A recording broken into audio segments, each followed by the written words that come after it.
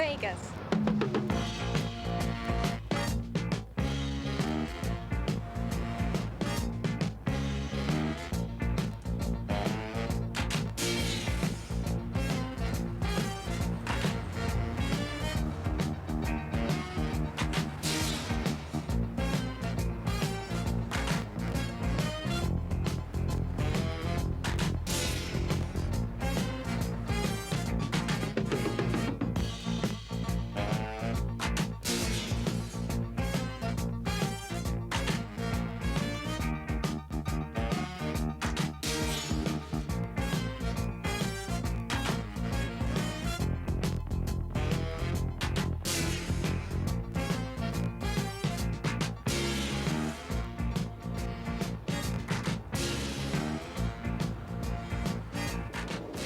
Only 75 years ago, it was just a railroad watering station. Today, Las Vegas is one of the most famous cities in the world. Happy birthday, Las Vegas! Undaunted by the lack of memorable memorabilia, the modern residents can provide carefully orchestrated outbursts of videotaped Las Vegan spontaneity. Happy birthday, Las Vegas. Now be sure and pause between birthday and Las Vegas. So can we rehearse it one time? Here we go, and... Happy birthday, Las Vegas! I can make more noise than that myself. Okay, are you ready? One more time from the top, and... Happy birthday, Las Vegas! No such occasion would be complete without royalty. Las Vegas provides its own. This is the king. Watch your step. And the queen. Qualifications for the job? Applicants must be the same age as Las Vegas and prepared to ride the Jubilee train 2.5 miles backwards out of the city and 2.5 miles back in again. Just so proud and happy. I'd just rather be Queen of Las Vegas than Queen of England. I wish somebody knew where we're supposed to go.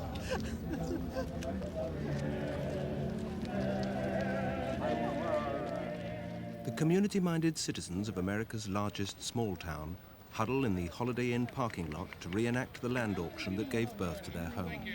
$100 now, but I get 200. 200 there now, but I get 300 bid now, but I get 4. 300 now, 400, ma'am. Thank you. Now 500. 400 now, but I get 5. 5 is bid now, 5.5. Thank you. Now 600. Don't lose it. 600 now, but I get 50. I'm at 600 now, but I get 50. Sold out of here at $600. Miss Pat Temple at $600. I thank you, ladies and gentlemen, for your kind participation. Thank you very much, Bob. Now, you see, ladies and gentlemen, how simple it was? Now look around you and see what we could have done if only we knew then what we know now. There's something else, I think, that comes to our mind in the founding of the Las Vegas community. If it weren't for the fact for the Union Pacific Railroad, that this mayor that's standing before you now would probably be able to point with pride and say, I am the mayor of watering station number 25. But instead, I have the privilege of being the mayor of the most exciting city in the world, Las Vegas, Nevada, where we all live. And this... I think that the community of Las Vegas will continue to grow for the foreseeable future for several reasons, not at the same rapid pace that it has for the last 20 years, but perhaps more on a orderly basis and a more of a refined basis than what we've had. And our metropolitan population now is around 460,000, and I would predict that by the year 2000 it would probably be close to 1 million people. Las Vegas has one of the unlikeliest locations in the world, set in a 2,000-foot high desert valley surrounded by mountains in one of the least populated states in the Union.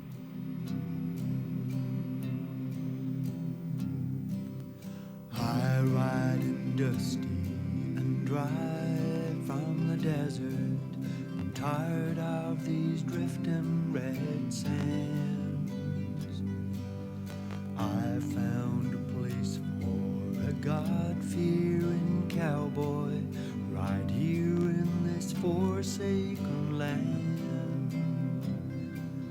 A church and a steeple, not too many people. much of land I can own. I'm settling down, this is my kind of town. Las Vegas is where I call home. I'm settling down, this is my kind of town. Las Vegas is where I call home.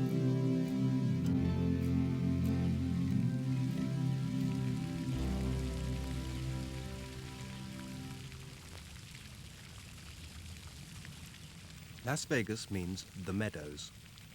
The natural spring water that now irrigates the city's drainage system had often supported small communities in the desert: Mexicans, Indians, Spaniards, Mormons, and prospectors. But the sale of the Las Vegas ranch and water rights to the Union Pacific Railroad in 1902 was the first step towards the modern city. In 1908, the railroad transported rich Californians free of charge to a land auction. They bought up vast quantities of apparently worthless desert, 12,000 lots for $265,000. The city's growth was hardly spectacular. By 1910, Las Vegas sported 1 plumber, 2 dentists, 3 doctors, 5 lawyers, 11 saloon keepers, and a population of just 800. But by the mid-1920s, it was already beginning to attract some of the men who would shape its future. One of them was Walter Kane. I first came here in 1927.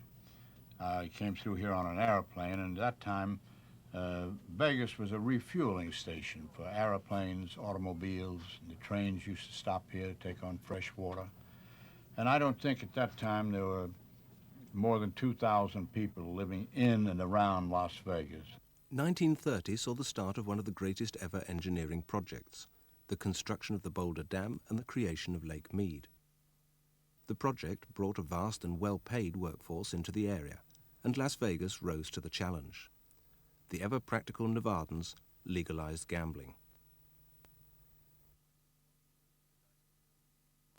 The dice was cast, and over the next 10 years, modern Las Vegas began slowly to grow. And in the middle of 1946, Benny Bugsy Siegel, the well-known, I only knew him as a friend, and he was a good friend, but he was well known as being a racketeer, as he was referred to in the newspapers, from the underworld and so forth. He built the Flamingo Hotel. Bugsy Siegel fancied himself a film star, but after a spectacularly unsuccessful visit to Hollywood, where he couldn't even play gangster roles, he saw the potential of Las Vegas. Despite the shortages of the post-war years, Bugsy used his reputation and connections to get the Flamingo Hotel built in less than a year. That was really the beginning of the Strip as we know it now. It was like someone had given a signal or pressed a button or something and said, now you can go ahead, because the Strip then became exciting. Vegas provided legally suspect citizens like Bugsy Siegel with an unaccustomed luxury. Prostitution and gambling, which had brought them into conflict with the law elsewhere, were legal in Las Vegas. And they protected this newfound status with a harsh justice. A cheating dealer dealt no more after his hands met Bugsy's baseball bat. And more serious crime merited more serious punishment. The roses in Bugsy's rose garden are said to grow particularly well due to the plentiful, if unusual, nutrients in the desert soil beneath.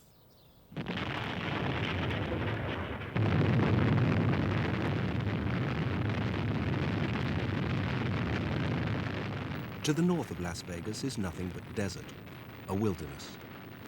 But it was a promised land to the atom bomb testers of the US Air Force in the 1950s. And with the Air Force came the aircraft business, and the first of the businessmen. And then along about 1950-51, Mr. Howard Hughes, for whom I worked, and who was my best friend, and I was associated with him for 50 years or more. He came up here, he wanted to build an extension of Hughes Aircraft. Well, we lived up here a year at the time, and he fell in love with Las Vegas. He'd always loved it, and I know that he wanted to own Las Vegas. He'd have liked to own Nevada, and he did his best to buy Las Vegas. Howard Hughes started buying hotels. He bought the Desert Inn, the Sands, the Castaways, the Frontier, the Silver Slipper, and the Landmark. Fearing his intentions, the Nevada Gaming Commission prevented further hotel sales, so Hughes started buying vacant land instead, 400 square miles of it. Indeed, the as yet undeveloped lots on either side of the Las Vegas Strip are still largely owned by the Howard Hughes estate. Other corporate interests were not slow to follow Hughes' lead. They ousted their more obviously criminal rivals, and profit rather than pleasure became the raison d'etre of the growing city. Everything is so expensive now, as I told you a little while ago. You could come here and go and see a show. In the old days, it didn't cost you anything. You go in the Sands, didn't cost anything to go in and see the show. Desert Inn, or the Frontier, any of the places. You go in and see the show for nothing. Rooms were very economical. I can remember the time when they used to have what they call a chuck wagon, and they'd put the chuck wagon up about 1 or 2 o'clock in the morning. And they started off with just putting scrambled eggs and bacon and sausages and some toast and coffee. And then all the hotels were here then, started to have a chuck wagon, and then they got competitive.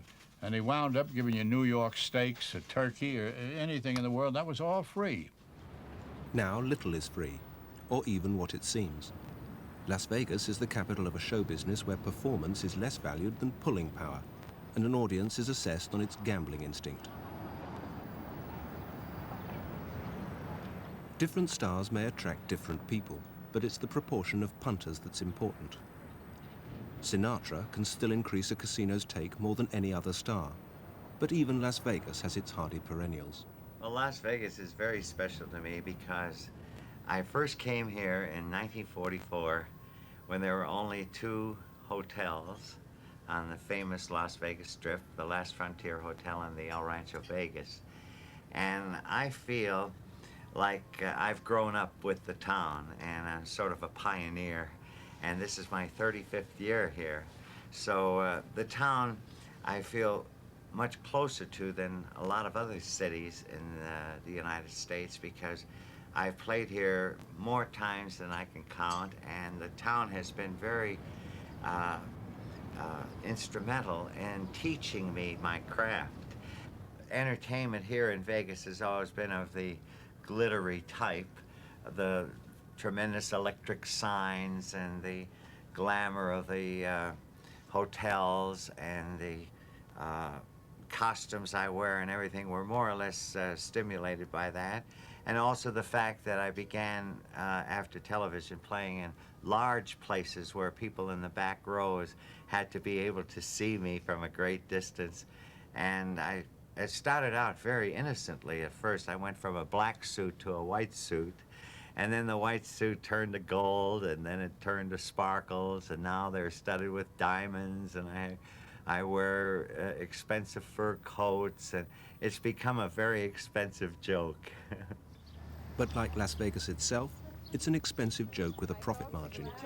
If you'll go directly to the rear of the room, we've arranged a short orientation for you folks. If you'll step as quickly as possible, over there by the candelabra.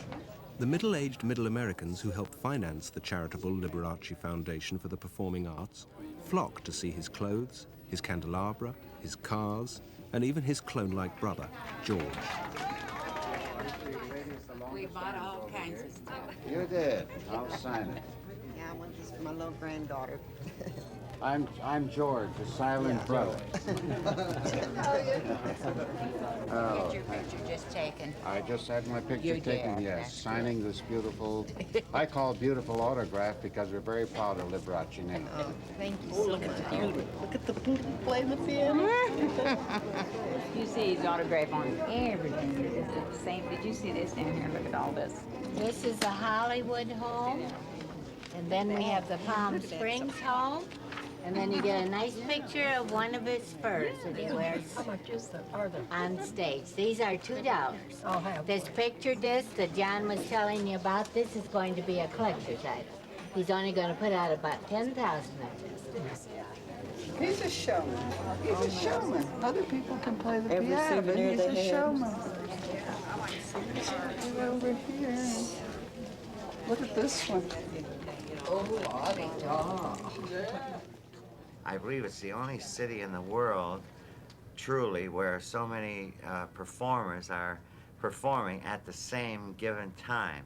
And that's not true in other cities. When I go on a tour, I'm the only game in town in a lot of cities. But not in this city, where stars like Tony Bennett have a reputation for attracting gamblers. Well, it's like Broadway used to be.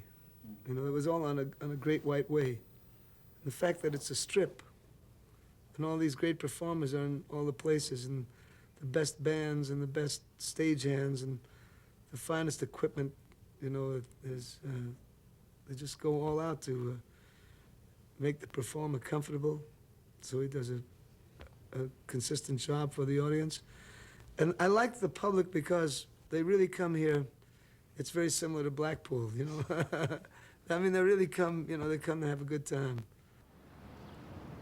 I come here because as a performer, it is an incredibly well-paid venue for us. I mean, there is no pay in America like here. Correction, on the East Coast, they're now getting gambling, and we get commensurate salary there as we do here. But this is big bucks, you know. We make a lot of money in this town, and we work very, very hard. We don't have a night off. And I've known performers go to the funny farm from here, I mean, because it really is very tough. But the pay is enormous. That's why we all come back time after time. Well, I think any performer waits his whole career to be able to headline in Las Vegas. It's a very exciting thing. Financially, it's very rewarding, and artistically as well. Las Vegas is a unique place. We're usually here for 2 weeks, and I'm on twice a night for 7 nights a week. The audiences are very responsive, but a little more difficult than the usual audience because they're from all different parts of America and parts of the world. Though little known elsewhere, one of Las Vegas' most reliable performers is Wayne Newton. That's an adult Disneyland. It's 24-hour-a-day entertainment. It's shopping if you feel like it. It's gambling. It's there in reality no taboos, you know. To those of us that live here, of course, it represents quite a different picture. And that is, in my opinion, Vegas is the finest city in the world. And Wayne Newton does live here, in positively presidential style.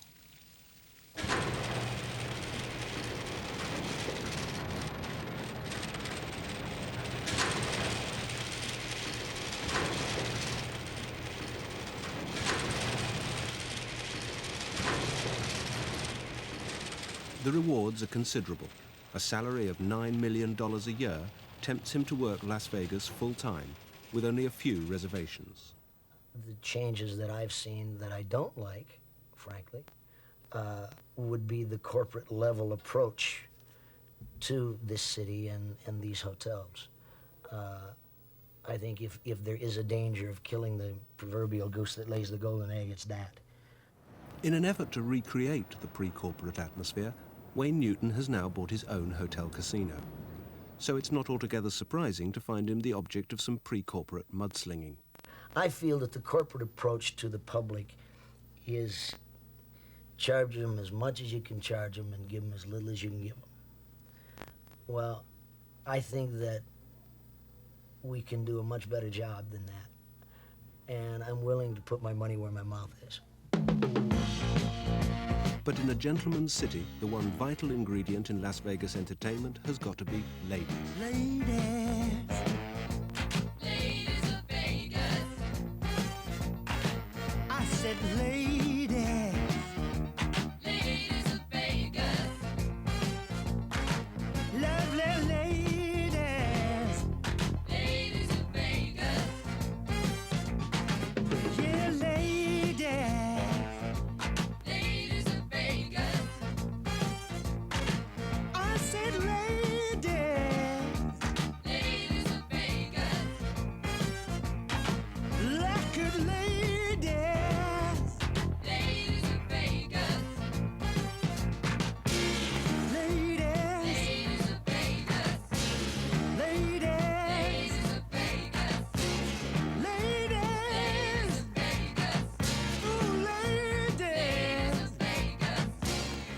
Whatever show business may show in Las Vegas, it is still fundamentally business. Chorus girls and superstars alike have but one purpose: to attract people to the hotels that house the showrooms, and thus to the heart of the hotel, the casino.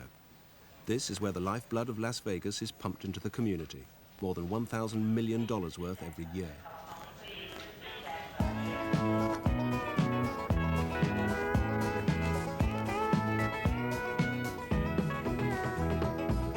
I flew into Vegas, got no suitcase in my hand. Just a billfold full of money, highest roller in the land. Look around this gambling town, no better place to be. See that wheel of fortune turn for me. Step right in the desert in silver slipper too. Ride the Tropicana up Vanity Venue's old horseshoe. I lost the craps, I lost the slots, but gambling's in my blood. I lost a lot of blackjack, lost the rest of 5-card stud. I may seem a loser, nothing left to call my own, but I don't see no sense in hitching home. I invested all my money, I had dollar bills to burn. Gotta stick around and pick up my return.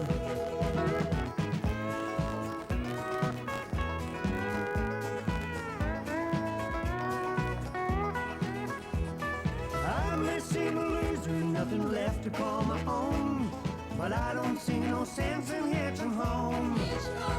I invested all my money, I had dollar bills to burn. Gonna stick around and pick up my return.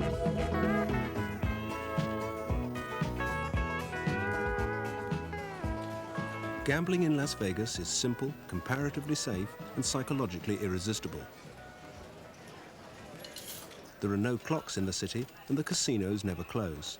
More than 50,000 slot machines suck in silver dollars 24 hours a day.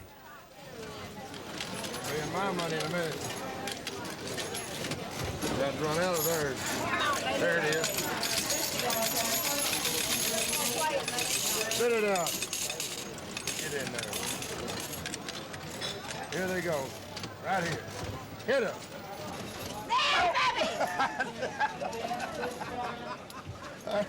With an edge in the house's favor between 2 and 20%, for every $3 you put in, you'll be lucky to get $2 out.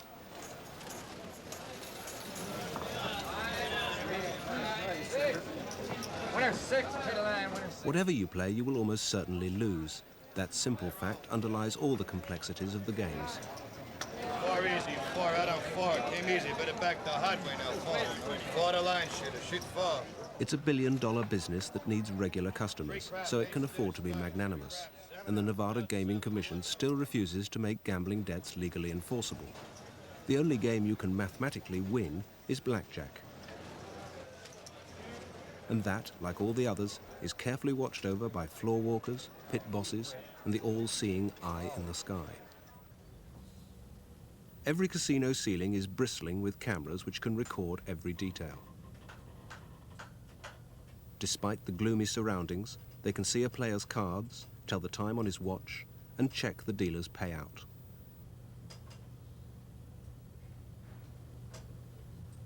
As often as not, however, they're used for an entirely different purpose.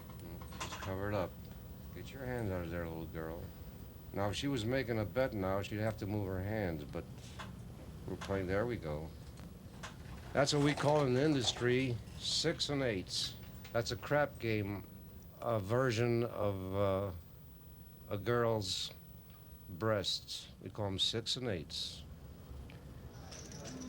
It's the comparative honesty of Las Vegas gambling that continues to attract the players, both amateur and professional, as here in the early stages of the World Poker Championships at the Horseshoe Casino. Bobby Baldwin, champion in 1978, is playing against comparative newcomer Eugene Scott. The pink chips are worth $500 each. The black, $100.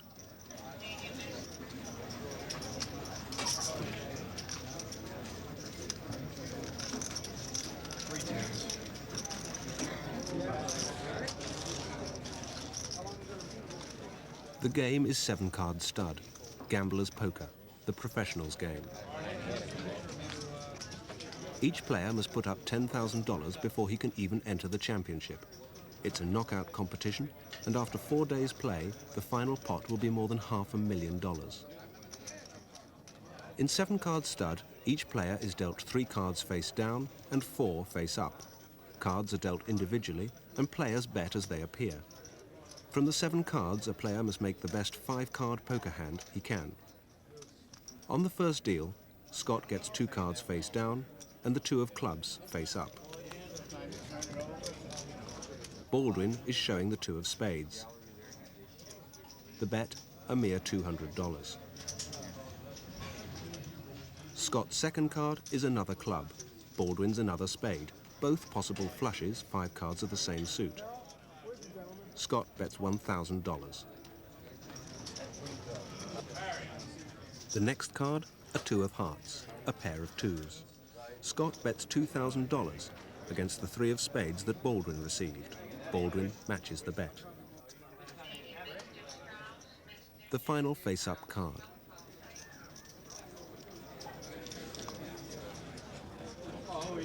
Scott gets the 4 of diamonds, Baldwin the 10 of hearts.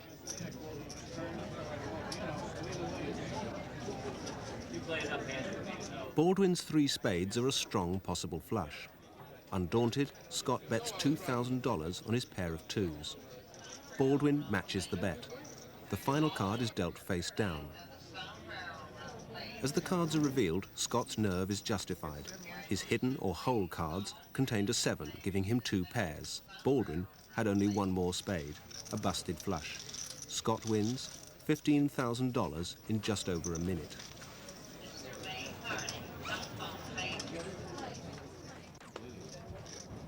For winners or losers, seeking celebration or consolation, as in all areas of Las Vegas life, where there is a demand, there will be a supply. She's young and she's pretty. She's just 17. I wish she was here close to me. She's sure the most beautiful thing I have seen. Oh, she's how I like my young ladies to be.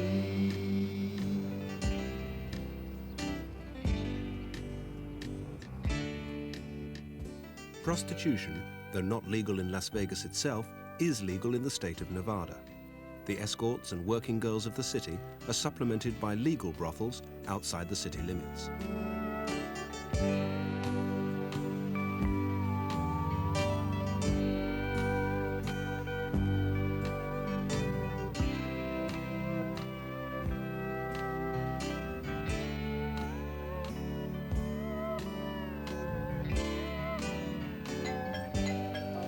Get out of here.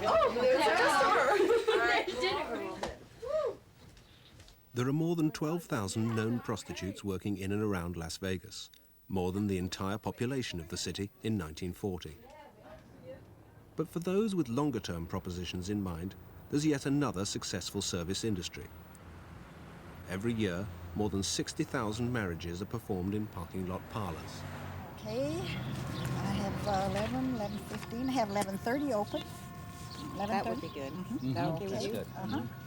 And the groom's first and last name, please. Albert Jones. And the bride's first name? Patricia. Pat, Carr, K-E-R-R. Okay, our chapel fee is $30. If you do want the photographs, corsages, or bouquets, we can make those arrangements for you. We will want okay. those. Can you give me an idea of what that would Yes, be? The photographs are 8 by 10 color. The one is 10, 3 different poses for 25, or the album of 9 for 75. And our flowers are $6 a number. They're silk, they're beautiful. This is the They're already here. You can pick them out when you corsage. come Oh, here. yes, fine. That's good. Okay, then. When should we be here? Just 5 or 10 minutes before your wedding time. Okay. See you Thank tomorrow you. then. Okay, thank you. Bye-bye. Bye-bye. Thank you. Bye. Something old, something new, something borrowed, something blue. Hey, Red, won't you marry me? Hair of gold, eyes of blue, won't you let me hear you say the words I do? Hey, Red, won't you marry me?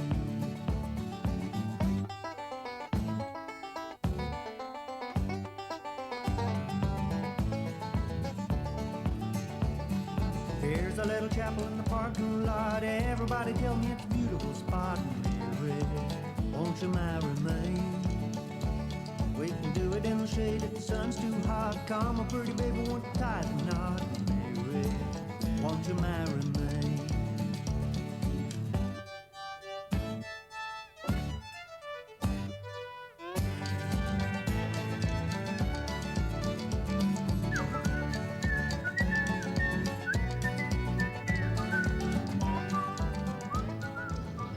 Place that ring now on your bride's left hand, Mark.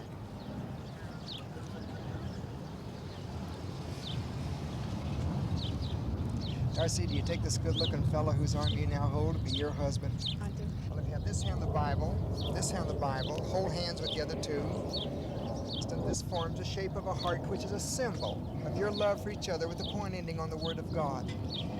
Now that you've consented together in marriage, you've pledged your faithfulness each unto the other by the joining of hands, by the giving and receiving of rings.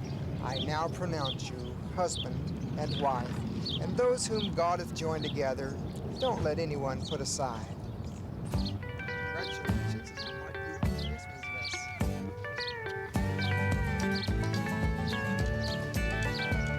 Living ever after happily. Baby, let me tell you how it's gonna be. Mary, won't you marry me? I'll have you, you'll have me. Wait a day, we will have a family. Mary, you gotta marry me.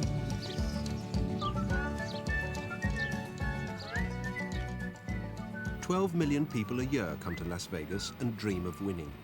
The only taboo subject in this city is what supports it: losing. I hope that you might have had the opportunity to try your luck. Yes, And? lost a lot of money. No, don't say it that way. Look at it this way, that when you go home and your friends ask you, how did you do in Las Vegas, you can tell them one of two things, that you either broke even or you won. Nobody loses in Las Vegas. Why not? What you've done, you've invested. You've invested in Las Vegas, and what you've done also, you've assured yourself that you'd like to come back and visit your investment.